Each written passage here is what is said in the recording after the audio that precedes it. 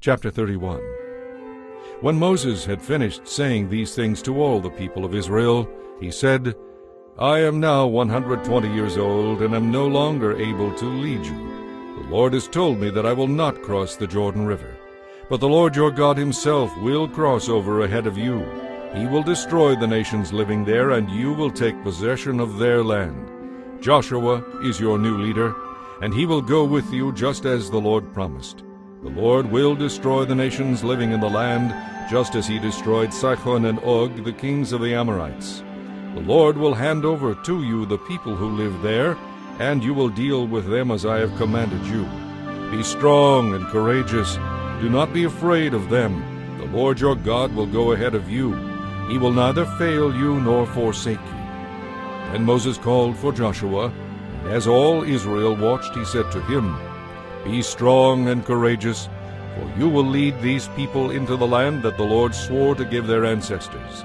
You are the one who will deliver it to them as their inheritance. Do not be afraid or discouraged, for the Lord is the one who goes before you. He will be with you. He will neither fail you nor forsake you. So Moses wrote down this law and gave it to the priests, who carried the ark of the Lord's covenant, and to the leaders of Israel. Then Moses gave them this command. At the end of every 7th year, the year of release, during the festival of shelters, you must read this law to all the people of Israel when they assemble before the Lord your God at the place he chooses.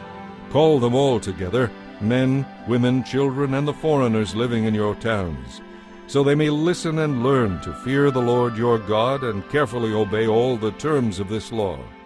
Do this so that your children who have not known these laws will hear them and will learn to fear the Lord your God. Do this as long as you live in the land you are crossing the Jordan to occupy. Then the Lord said to Moses, The time has come for you to die. Call Joshua and take him with you to the tabernacle, and I will commission him there. So Moses and Joshua went and presented themselves at the tabernacle, and the Lord appeared to them in a pillar of cloud at the entrance to the sacred tent. The Lord said to Moses, You are about to die and join your ancestors. After you are gone, these people will begin worshiping foreign gods, the gods of the land where they are going. They will abandon me and break the covenant I have made with them. Then my anger will blaze forth against them. I will abandon them, hiding my face from them, and they will be destroyed. Terrible trouble will come down on them, so that they will say, These disasters have come because God is no longer among us. At that time I will hide my face from them, on account of all the sins they have committed by worshiping other gods. Now write down the words of this song, and teach it to the people of Israel. Teach them to sing it, so it may serve as a witness against them. For I will bring them into the land I swore to give their ancestors, a land flowing with milk and honey. There they will become prosperous. They will eat all the food they want and become well-nourished. Then they will begin to worship other gods. They will despise me and break my covenant. Then great disasters will come down on them, and this song will stand as evidence against them, for it will never be forgotten by their descendants. I know what these people are like, even before they have entered the land I swore to give them. So that very day Moses wrote down the words of the song and taught it to the Israelites. Then the Lord commissioned Joshua son of Nun with these words, Be strong and courageous. You must bring the people of Israel into the land I swore to give them. I will be with you. When Moses had finished writing down this entire body of law in a book, he gave these instructions to the Levites who carried the ark of the Lord's covenant. Take this book of the law and place it beside the ark of the covenant of the Lord your God, so it may serve as a witness against the people of Israel. For I know how rebellious and stubborn you are. Even now, while I am still with you, you have rebelled against the Lord. How much more rebellious will you be after my death? Now summon all the leaders and officials of your tribes, so that I can speak to them and call heaven and earth to witness against them. I know that after my death you will become utterly corrupt, and will turn from the path I have commanded you to follow. In the days to come, disaster will come down on you, for you will make the Lord very angry by doing what is evil in his sight. So Moses recited this entire song to the assembly of Israel. Chapter 32. Listen, O heavens, and I will speak. Hear, O earth, the words that I say. My teaching will fall on you like rain. My speech will settle like dew. My words will fall like rain on tender grass, like gentle showers on young plants. I will proclaim the name of the Lord. How glorious is our God! He is the rock. His work is perfect. Everything he does is just and fair. He is a faithful God who does no wrong. How just and upright he is! But they have acted corruptly toward him. When they act like that, are they really his children? They are a deceitful and twisted generation. Is this the way you repay the Lord, you foolish and senseless people? Isn't he your Father who created you? Has he not made you and established you? Remember the days of long ago. Think about the generations past. Ask your father, and he will inform you. Inquire of your elders, and they will tell you. When the Most High assigned lands to the nations, when he divided up the human race, he established the boundaries of the peoples according to the number of angelic beings. For the people of Israel belong to the Lord. Jacob is his special possession. He found them in a desert land, in an empty, howling wasteland. He surrounded them and watched over them. He guarded them as his most precious possession. Like an eagle that rouses her chicks and hovers over her young, so he spreads his wings to take them in and carried them aloft on his pinions. The Lord alone guided them.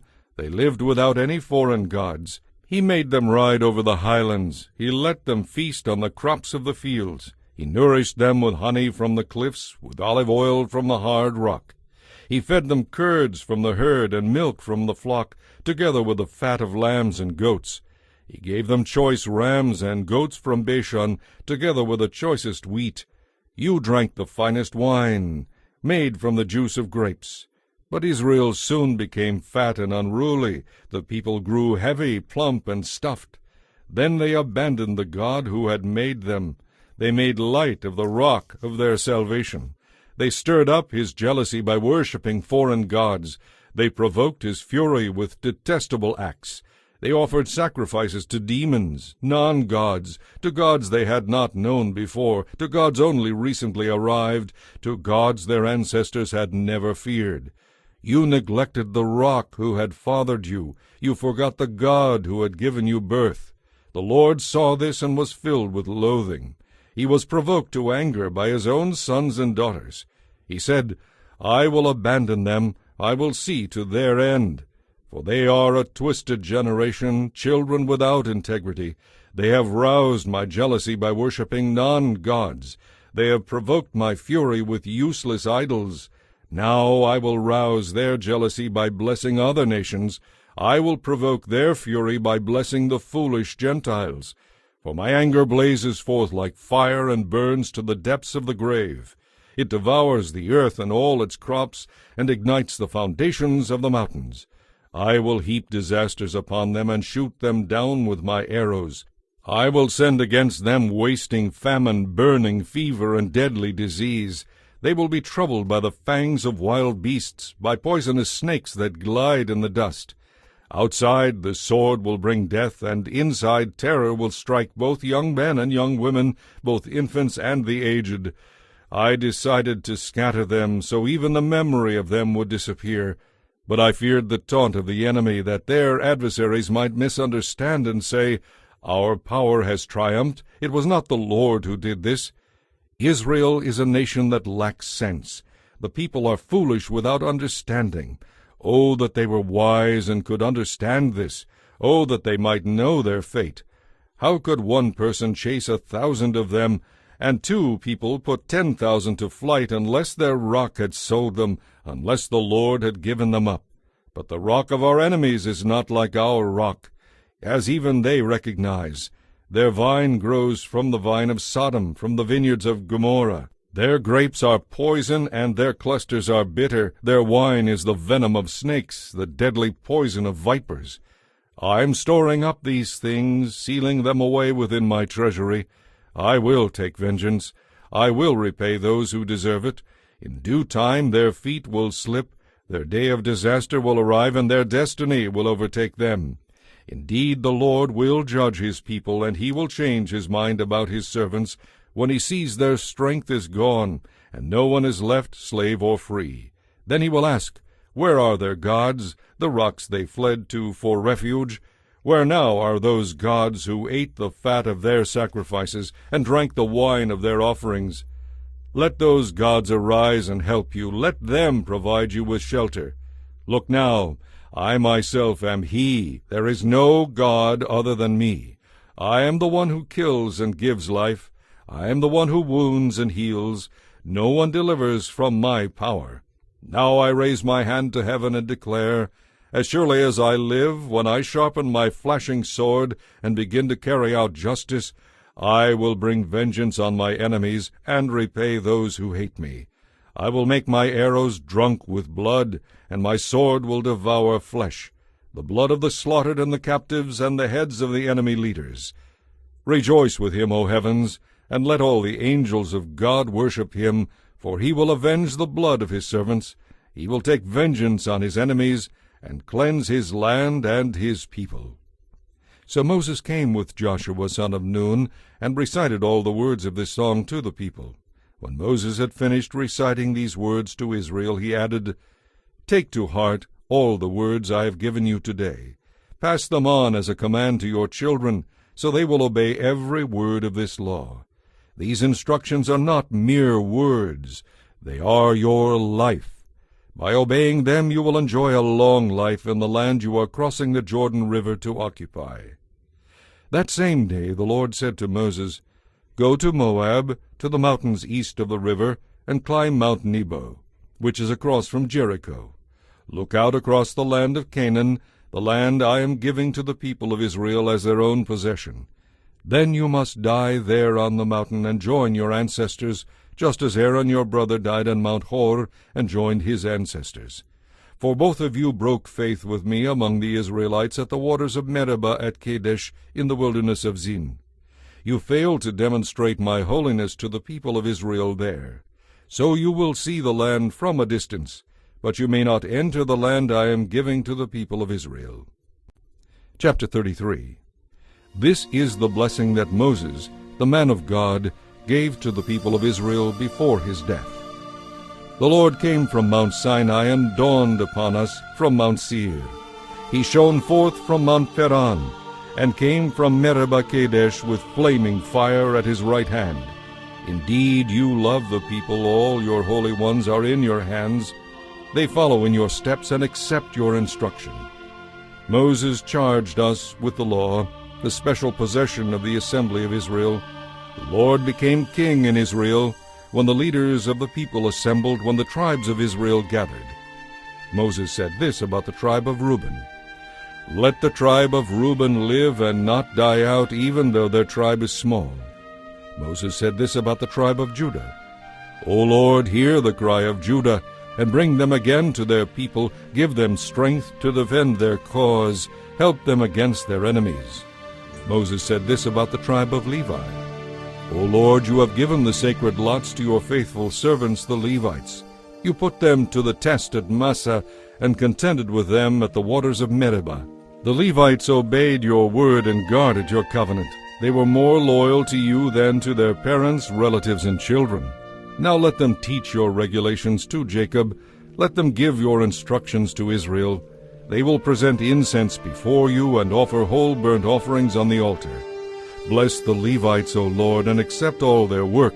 Crush the loins of their enemies, strike down their foes, so they never rise again.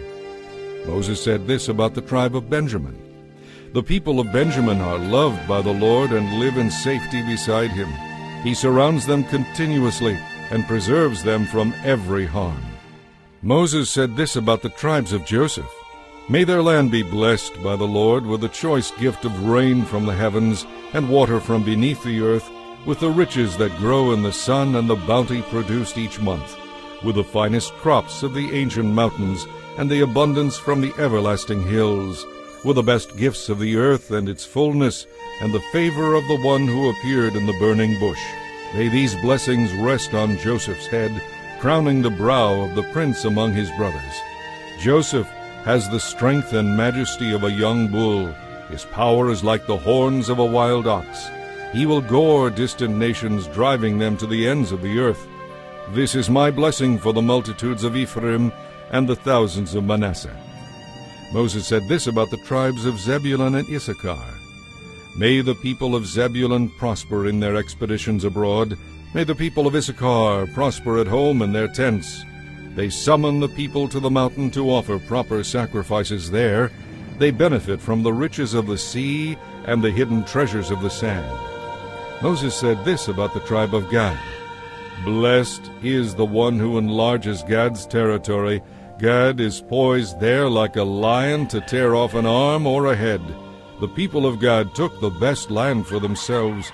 A leader's share was assigned to them. When the leaders of the people were assembled, they carried out the Lord's justice and obeyed his regulations for Israel. Moses said this about the tribe of Dan. Dan is a lion's cub leaping out from Bashan. Moses said this about the tribe of Naphtali. O Naphtali, you are rich in favor and full of the Lord's blessings. May you possess the west and the south. Moses said this about the tribe of Asher. May Asher be blessed above other sons. May he be esteemed by his brothers.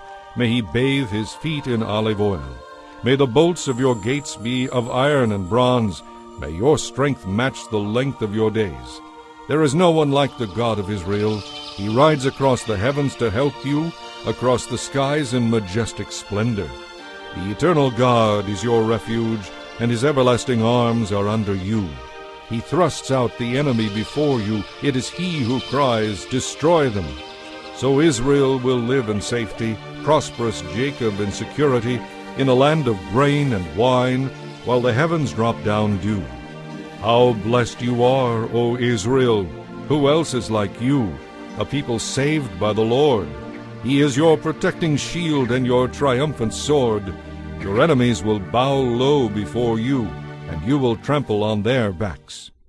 Chapter 34. Then Moses went to Mount Nebo from the plains of Moab and climbed Pisgah Peak, which is across from Jericho. And the Lord showed him the whole land from Gilead as far as Dan, all the land of Naphtali, the land of Ephraim and Manasseh, all the land of Judah extending to the Mediterranean Sea, the Negev, the Jordan Valley with Jericho, the city of palms, as far as Zoar. Then the Lord said to Moses, This is the land I promised on oath to Abraham, Isaac, and Jacob. And I told them I would give it to their descendants. I have now allowed you to see it, but you will not enter the land. So Moses, the servant of the Lord, died there in the land of Moab, just as the Lord had said. He was buried in a valley near Beth Peor in Moab, but to this day no one knows the exact place.